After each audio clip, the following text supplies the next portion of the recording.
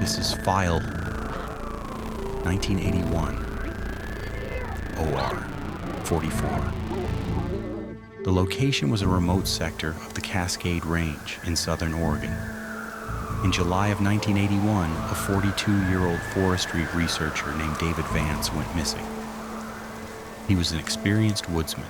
He knew the terrain better than anyone. He was mapping old-growth lines when his radio went silent. The official search lasted 2 weeks. They found nothing, no footprints, no torn clothing, no gear, like the others. His vehicle was found parked at the trailhead, completely untouched. On the 16th day, the search was officially called off. David Vance was presumed dead, but on the 19th day, David walked out of the tree line. He didn't stumble, wasn't dehydrated. He walked onto the pavement of the ranger station parking lot with a perfectly steady stride. When the local rangers ran to him, they noticed something that made their skin crawl. David had been missing in a dense, rain-soaked wilderness for nearly 3 weeks, but his clothes were completely dry. His face was clean-shaven. He didn't have a single scratch on his skin, and he was wearing a pair of heavy leather hiking boots that did not belong to him. They were 2 sizes too small. His toes were crushed inside them, bleeding through the leather. But he didn't seem to feel it. He was smiling.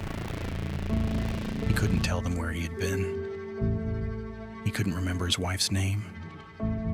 He just kept looking past the rangers, at the tree line. The state police closed the case as a miraculous survival. But the head ranger didn't close his private log. He kept watching David while they waited for the medical transport to arrive. The ranger's private log contains a single typed page, dated July 28th, 1981. He wrote, "We put David in the back office to rest. I watched him through the window for 4 hours. He didn't blink. Not once.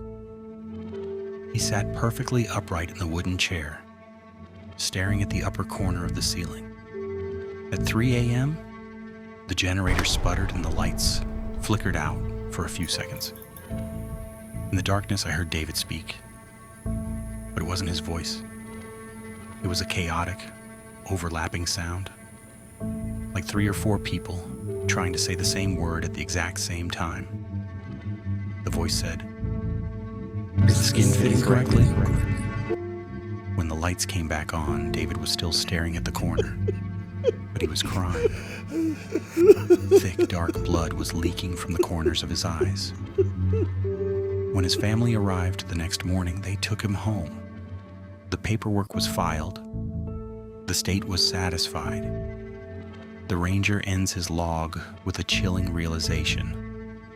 I visited the Vance home 3 months later.